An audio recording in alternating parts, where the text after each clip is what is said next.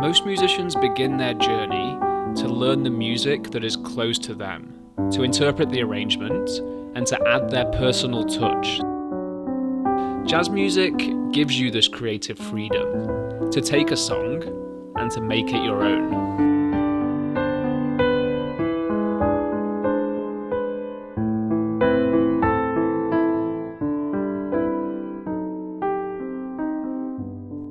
So this tune is written in the key of F major. That's the scale.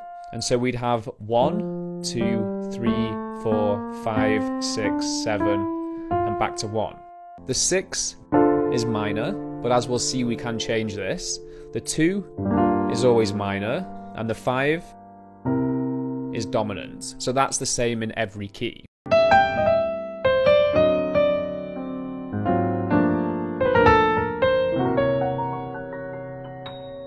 And then into the tune.